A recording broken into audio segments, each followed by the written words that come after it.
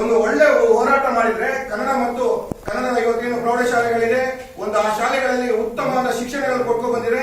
ನಮ್ಮಂತ ಯುವಕರು ಎಷ್ಟೋ ಜನ ಇವತ್ತು ಒಳ್ಳೊಳ್ಳೆ ಹುದ್ದೆಗಳಲ್ಲಿ ನಾವೇ ಇರ್ತಿದ್ವು, ಕನ್ನಡಿಗರೇ ಮೇಲ್ಕೈಯಲ್ಲಿ ಇರ್ತಿದ್ವು.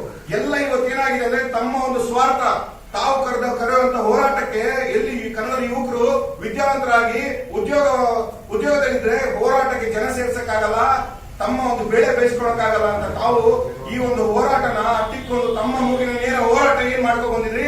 ಅದ್ರ ಆ ಒಂದು ದುರವಸ್ಥೆಯಲ್ಲಿ ಇವತ್ತು ಕನ್ನಡ ಯುವಕರು ಇದ್ವಿ. ಇದ್ರ ಪರವಾಗಿ ಧ್ವನಿ ಎತ್ತಿ ಏನ್ ಡಾಕ್ಟರ್ ಸರೋಜಿನಿ ಮಹಿಷಿ ವರದಿ ಜಾರಿಯಾಗಲಿ ಅಂತ 150 ದಿನ ಹೋರಾಟ ಕೂತ್ಕೊಂಡು ಅವಾಗೆಲ್ಲಿತ್ತು ನಿಮ್ಮ ಕನ್ನಡ ಕಾಲೇಜಿ? ಎಲ್ಲಿದ್ದು ಇವತ್ತು ಘಟಾನುಘಟಿಗಳು ಹೇಳ್ತಿರಲ್ಲ, ನಾವೆಲ್ಲ ಸಾಕಷ್ಟು ವರ್ಷಗಳಿಂದ ಕನ್ನಡಕ್ಕೋಸ್ಕರ ಹೋರಾಟ ಮಾಡಿದ್ರಿ ಅಂತ.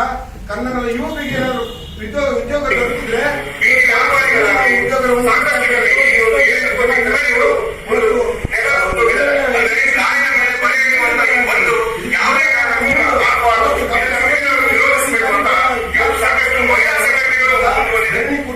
ನೀವು ಬೆಂಬಲ ಕೊಟ್ಟಿಲ್ಲ, ನೀವು ಕೈಗಾಲಿದ್ದೀರಿ. ತಮ್ಮ ಒಂದು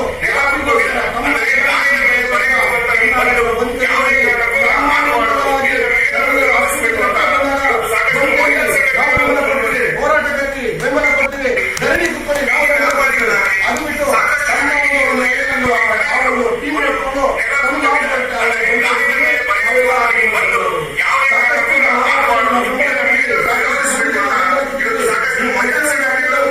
ಎಲ್ಲ ಹೋರಾಟಗಳನ್ನ ಕೈಗೊಳಿಸಿದ್ವಿ. ಆದರೆ ಇದು ಯಾವ